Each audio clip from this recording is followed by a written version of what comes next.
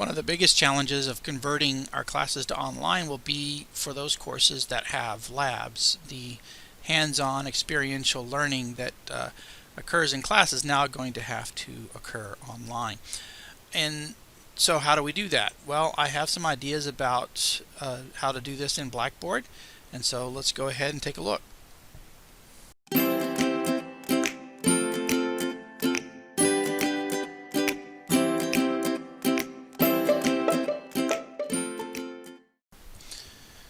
Okay, so this is going to be different, of course, for each lab, but I suspect that most labs have some kind of starting place already. That is, maybe the students have a lab manual, maybe they have a handout, or something that they go by to process the information in the lab while they are in the lab. So I'm going to give you an example of my zoology class. They have a lab manual, and here's a lab on the annelids, the earthworms, and as you scroll down you can see that they have information to read, which of course they still will have that information, but then they also have various exercises. In this case, in this example, they have this little hand point which indicates that there's something to do. And so what I want to do in my Blackboard is to replicate these little stations, these places where there's something to do, and just like I would in a lab itself. If I had, for instance, these live nereid worms, I'd have them available in the lab for them to look at. So I'm going to replicate these stations in my Blackboard, and I'm going to try to figure out, well, how do I replicate each of those stations?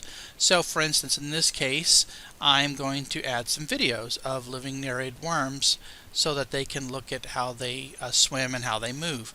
And then as I go down, I have several more. For instance, you have a case where they're supposed to do a dissection of a nereid worm. Now in this case, there are a few dissection videos and images on Google, but also you could take video or images yourself, of yourself doing this. There's videos of dissections of this, and so I'm going to use all of those to help to replicate the experience of things that they're supposed to see when they're in the lab. So a good example also would be this exercise here, where they're supposed to cut off a piece of the nereid worm and they're supposed to look at it. Well, I have an image of a parapodium that I can show them, and so they should be able to go through this lab and be able to follow along their lab manual and then see the things that I want them to see in Blackboard. So I'm going to go to Blackboard and show you how I'm going to set this up, and I'll show you some of the ways in which I do this. So currently this annelid lab, as you can see, is in my week 10 lab. I have 2 labs in a week for zoology, and currently it's unavailable because I'm still setting it up. I'm going to click and go into this lab, and what I've done is I've gone through and I've kind of outlined what I want them to see in Blackboard, and I have not put the images or the videos in yet, but instead I've outlined things. So for instance, in this case, I've given them, some of my students are going to need copies of this lab manual because I know that they still had trouble getting it and they just don't have access to it at this time. So I have copies of the lab manual, exercises for them. I give them instructions on what they're going to do. They're going to go into each of the pre-lab folders, watch a few videos. The videos that I'm going to put in these pre-lab folders will basically give them a sense of what they're working with in this lab. And then they're going to go to the folder of stations, right? And so I'm going to show you the annelid one, since that's where I was working. So I'm going to go to the annelid stations. This is where they would go to experience some form of what they would experience in lab. Okay, so I've gone into this lab, and I've created stations. I want them to get the feel, just like in lab, that they're going from one place to another. And so I've created stations based on the lab handout or the lab manual writing. And I've created a station for the clamworms, a station for the earthworms, a station for the leeches, and then finally a station for biodiversity and classification.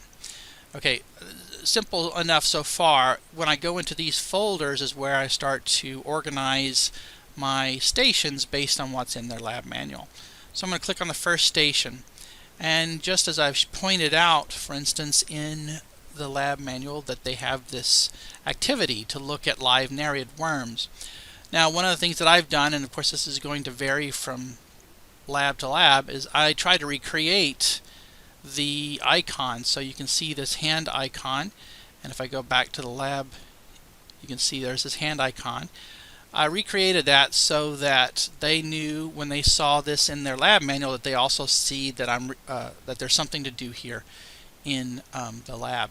Now, what I've done first is I've simply gone through and outlined what they need to do. So these are the stations, and we're going to dress them up. The first thing I want to show you is how to get this hand icon in here, and I show you a few tricks and tips along the way. For instance, it was hard to get this hand icon pointing at the activity, and so there's a way to do that with tables. So I'm going to show you how to insert this hand icon in down here in this next activity, and how to format that properly.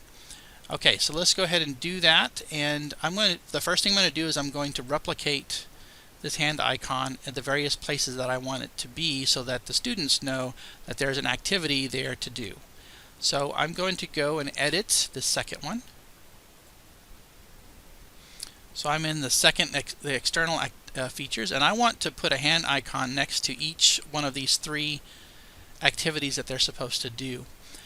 And I'm going to show you how I can do this. Now, I have this image, and I have this image already made. So you can see I have this image over here, and I have it in a folder on my computer. And so I basically modified it from another image, but I'm going to insert that. Now I can do that by simply clicking where I want it to be inserted, going to the image button here. I'm going to insert this image. I'm going to go find it on my computer, and I'm pretty sure I can find it quickly, but we'll see. And here we go. Here's the folder. I'm going to insert it. I just double clicked on it to insert it. Now it's pretty big. It's a pretty big image, and so what we want to do is I'm going to leave it as it is. I'm going to show you how it doesn't look good so far, because when I insert it, I just hit OK on that. It's a big image. Clearly I need to size that. Now I can do that by right-clicking on this and dragging these buttons around, but there's a better way to do this. I'm going to right-click. I'm going to go to Image. I'm going to go back to where I was. You can do this when you upload it too. I'm going to go to Appearance, and I know that I want this only 25 pixels high, and then when I click over here, it'll automatically adjust the image, and so that it is now the right size that I want. And you're gonna have to play with that.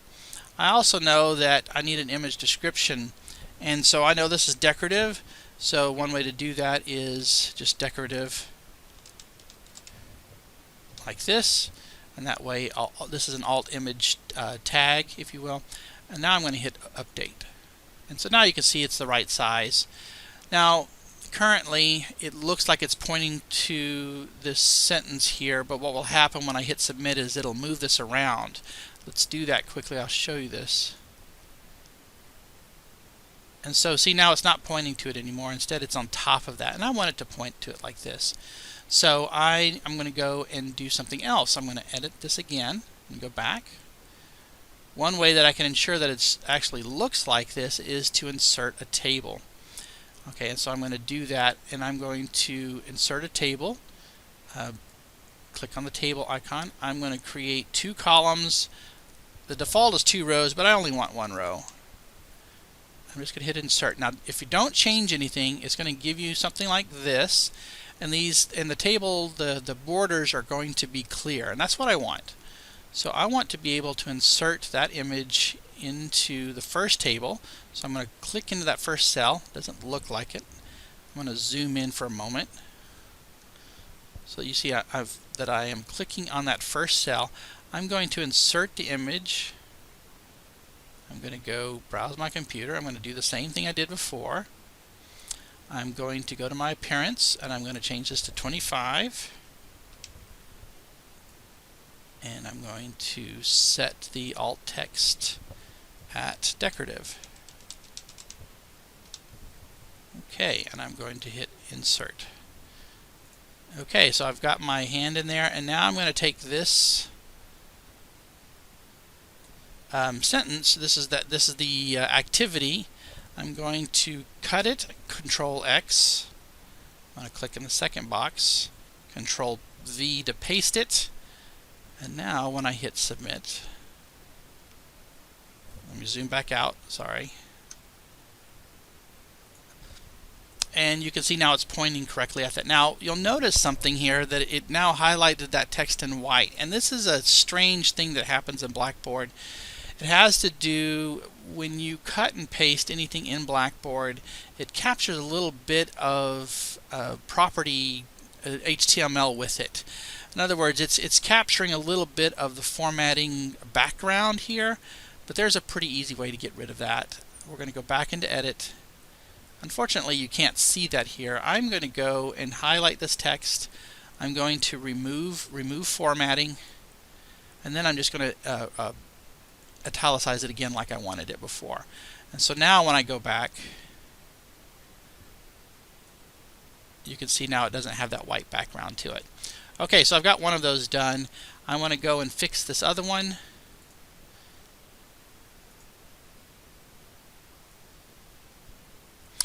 And so this is a good time to talk about how to speed this up a little bit. The problem with inserting this image each time is that Blackboard thinks that you're inserting a separate image each time, and there's actually a way to just copy the image code and just paste it in different places. And we're going to delete this icon for a moment, and I'm going to show you this in HTML. So in HTML, I know it's a lot of code, we don't need to worry about it. We're looking for this image source right here. So if I start, whenever there's an image, or whenever in HTML you want to start something, you start with this less than symbol, and then it goes until you get to the a greater than symbol here. So what I have highlighted in blue is all of the code for this particular image. And I know because it starts with image source. And you can see it's got an address for this image, and that's because Blackboard has uploaded this image into Blackboard, and it now is linking that image from where it has it stored. I'm going to copy this, Control C, right, and then I'm going to be able to use that here in a moment. Okay, I'm going to cancel. I'm going to go ahead and at this point I'm going to create another table. Again, just one row. Feel free to do this, of course, however you want to. One of the things that can be difficult is to find where to insert things into HTML. So I'm just going to put several X's here because that's where I want to copy my I want to copy the code that I just copied from the image here. So I'm going to go back into HTML, and there's my XXX, and that's where I'm going to highlight and paste. And Control V to paste. When I hit update, there it is. And I can do that very quickly now with the other ones. So for instance, I'm going to need one more table up here.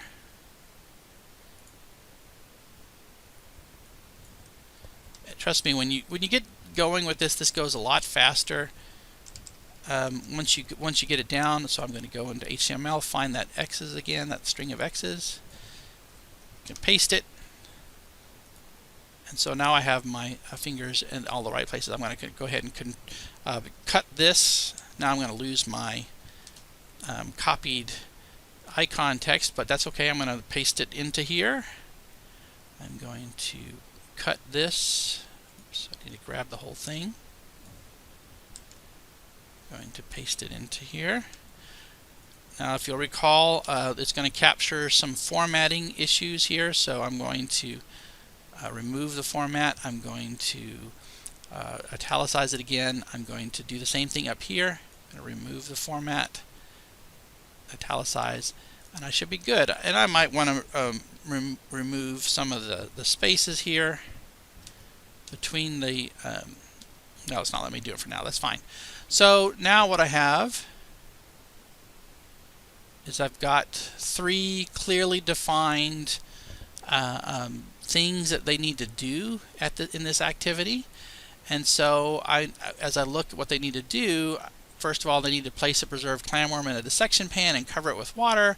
Second, they need to cut off and close to the body a parapodium, which is an extension off the body, and then peel off a piece of a thin cuticle. Now, I may not be able to reproduce each one of those, but what I know is that there are some dissection videos that will do all of these things. They will take out a worm, put it on a dissection pan.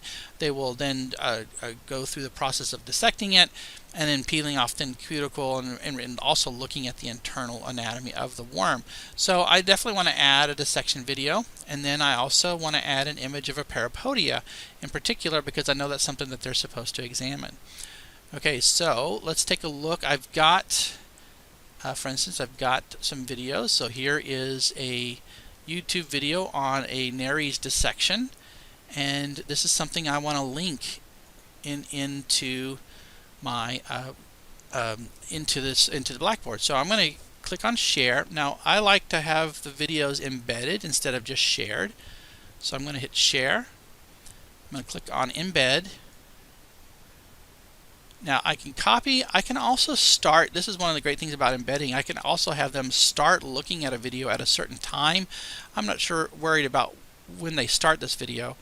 That is to say, if I want them to start at a minute and 35 seconds in this video, maybe that's the piece I really want them to see, I can click on this and actually edit the time of when I want it to start. But I'm not going to do that. I'm just going to copy this embedded code.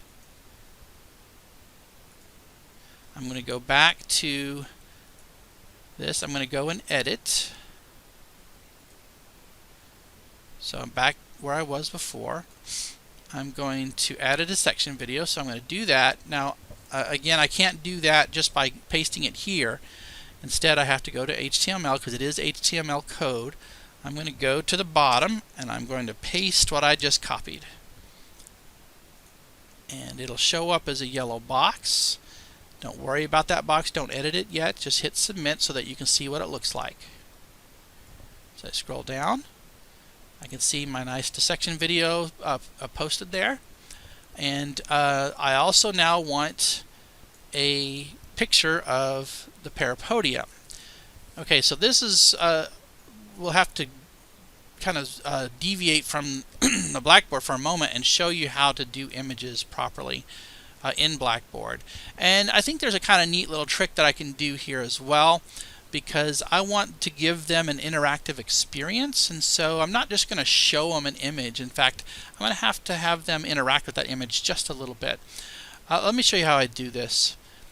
And one of the key pieces of software that you may use for this is PowerPoint. So in PowerPoint, what I've done is I found an image. Actually, I have a different image for this. I touched up this image. I'm going to insert an image here. Let me back up for just a moment. You'll notice that my PowerPoint slides look a little different. They're not the long ones here. And the reason I'm using PowerPoint is that I know that I can insert images into PowerPoint, and that when I save this PowerPoint as an image, it's going to save them in a relatively small format. It's very likely that the images that you might want to use in Blackboard may be too big in size. For instance, if I go to, I'm going to go to my image that I'm going to use here. I'm going to use an image of a parapodium. I have an image here. Okay, so I've got this image that I want to use, and if I hover over it, and I have to look at it. This actually I can see it down at the bottom too, but if I hover over this image, I can see its size. It's 812 kilobytes, which is not bad, but it's starting to push.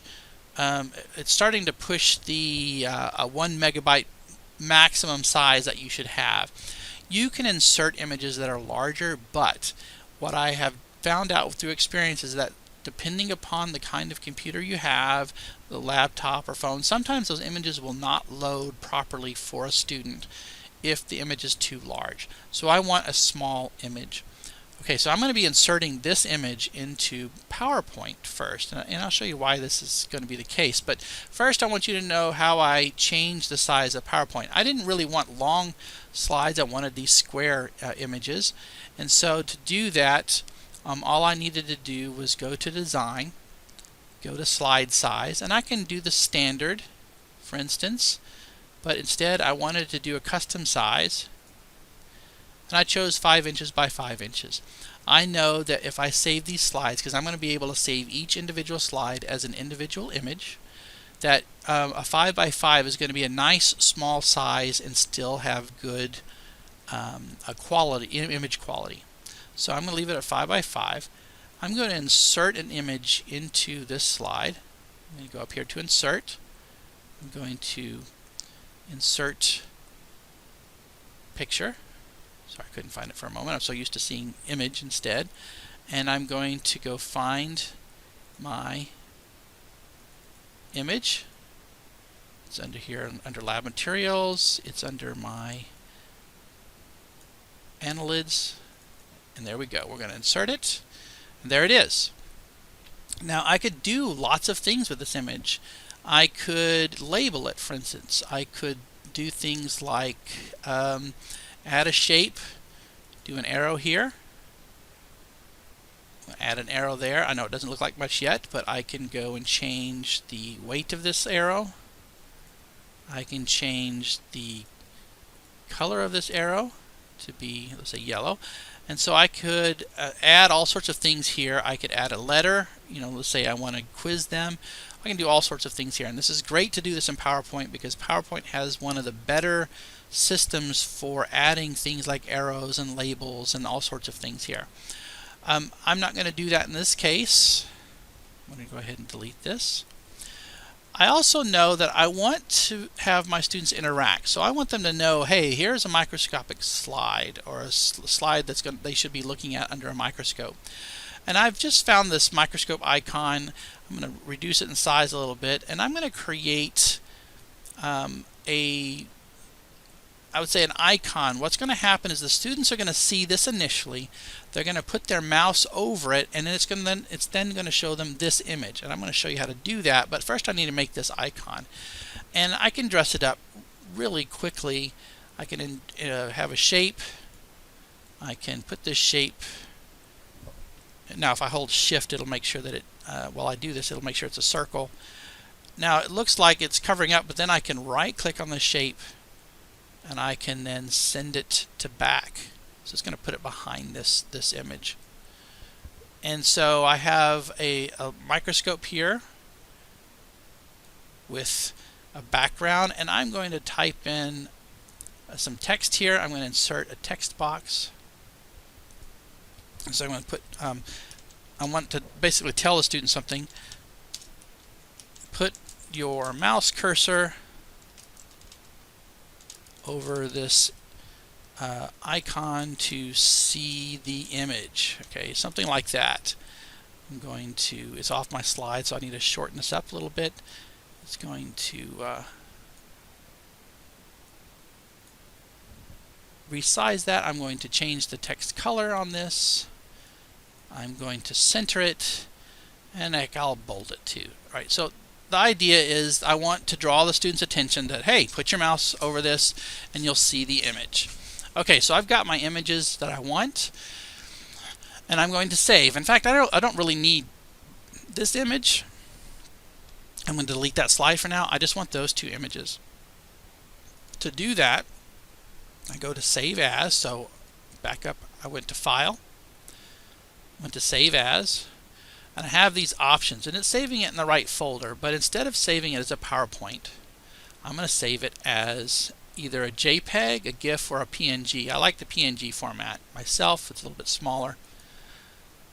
And I'm going to hit Save. It's going to give me a box asking me if I want it to do all the slides, just this slide that I'm on, or all the slides, and I want to do all the slides. Okay, each slide has been saved as a separate file in a folder that it made. Okay, in fact, here is that folder, and you can now see the two images. And I'm going to show you a preview pane here. Here are the two images that I just made. Now, if I hover over the image too, you'll notice that this is now 476 kilobytes. It's about half of the original size of the image that I had before. And the same is going to be here. This image size is going to be pretty small. So those are definitely images that are going to be usable in Blackboard. So let's go use them. We're coming back to Blackboard. I am going to, in fact, I'm going to place the image just underneath this second activity. So I'm going to go Edit. I'm going to place it under here. Now I'm going to initially insert the microscope image because that's what I want them to see first. So let's go do that. I'm going to go find that image. Let's see where we were, right here. And I'm going to use this microscope image. I'm just double clicking on it to insert it. This is going to be decorative. And so I'm giving it an alt text here. Now its appearance, it's 480 pixels by 480. Just by experience, a 400 is about a good size to be able to see things correctly. You can play around with this size. Also the alignment, I'm not going to do anything with alignment yet. And I'm going to, I can insert it. Now the reason it looks really large here too is that I'm zoomed in on my computer here a little bit, but you can change the size at any time. Now I have not inserted the other image yet. What I'm going to do, and you could have done this when you uploaded it, is I'm going to go back to image. This is where we just were. We're going to go to advanced, and there's this great little tool here of mouse over. So basically it's saying when my mouse is over this image, what image do I want it to see? So I'm going to add this image. It's going to load it up. Now when my mouse is away, what image do I want it to see? Maybe I want it to go back to this microscope image. So that way that they can, whenever they mouse over it, they'll see the image. Whenever they take the mouse off, they'll see the microscope icon. You could actually insert a third image here, maybe a labeled image of this particular slide, something like that. So let's hit update. I'm going to submit. I want to show you what this looks like. It's pretty cool actually. So here is here's what they see initially. I put my mouse over it, voila, there it is. And then when I take the mouse off, it goes away. So to me, this is a good way to ensure that they're actually interacting with the particular image. It gives them a little bit something to do. Now if I were to change it, let's say that I wanted to add a labeled image, what I would do on the mouse off is I would insert that third image, and so when it came off it would show them a labeled image instead, right? So there's lots of ways to play with this, but I think this is a good way to have students interact with particular images. Okay, so this station is just about ready. I'm going to hit edit again. I'm going to clean it up a little bit. I'm going to remove these little tags to remind myself that I needed to add those images. In fact, this image may be a little bit large for my taste. I might change the size just a little bit. I'm going to make it 300 instead. When I clicked over here, it just automatically made it 300 because I've got the constraints, or the proportions are constrained. If I clicked off that, it would stretch it and all sorts of other things. But I'm going to hit update. Let's see. Anything else I want to change here? I think I'm feeling pretty good about how it looks. Let's hit submit, and there we go. And I have a nice little station for them to come to. So now in their lab manual, when they get to this part, they have an image of a parapodia to look at. They have a video of the dissection to watch as well, so that they can follow along in their lab manual.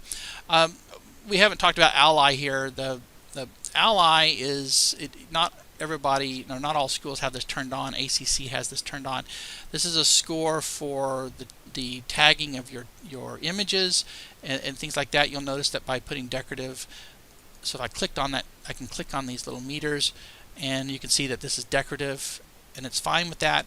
But when I have two images like this, sometimes it doesn't know what to do with that, and so notice that when I clicked on it, nothing happened. you're just going to have to not worry about that. The fact that it's having a difficult time dealing with the mouse over images in terms of ADA compliance. Okay, so I've got a nice station here. You can do this in many ways. I have some stations where I'm going to be putting multiple slides, maybe of different magnifications, and getting them to make sure they're interacting with each one of those and looking at them. So I think this will be a good way for you to set up your labs, and it'd be a good way to get your students to interact. I think it'll also present very well, so that the students are feeling like they actually are working through some material here. Obviously, there are going to be situations where you just cannot accommodate what you were going to do in lab in the same way. For instance, if you're doing an experiment or a dissection, those are activities that we just can't expect those students to do online, but I think we can come up with some close approximations. A video of a dissection, a video of an experiment where you get them to write down results, things like that. So you're just going to have to be creative. Hopefully, though, I showed you some ways to present this nicely and creatively for the students so that they are having to interact with the materials. Okay, well, I hope you found that helpful, and in the end, I hope that this means that you're going to be able to create an online lab experience and feel good about what the students are seeing. Before ending this video, I wanted to show you another website that I've been working on, another lab that I've been working on for another class, and just to give you an idea, way of doing this particular lab does not have a lab manual. Instead, I have lab handouts. So what I've done is recreated kind of the lab handout or the lab instructions for them here in Blackboard. And so I'm in one of the stations. This is one for sponges, and you can see I've given them information, but I've also given them an interactive diagram. So they mouse over the image, they can see the labels. As I go down, I've got a number of these. I've got another one there. As I continue to go down, you can see that I have a microscope image they're supposed to look at, like we did before, but this is one where I've done the 3 images. So the first image that I uploaded was this image. Then I have a mouse over image, and so it shows them what they were supposed to see by looking in the microscope. And then when I have a mouse off image, and so it labels those things now that they're looking at it. So I can continue down. I have a bunch of different images like this. And for instance, I have a one here where they're to grab a sponge specimen out of the jar. They have mouse over, and there's what it looks like. And so I've done a lot of different ways of presenting this. And the idea is just I want them to be able to feel like they're interacting with the materials, and so just different things like that. So this is dressed up a little bit, but it's the same processes that I used to build the zoology lab. And so hopefully you'll find this useful in thinking about your own format and how to design your own lab here. Okay, that's all I have for now, and hope you found this useful.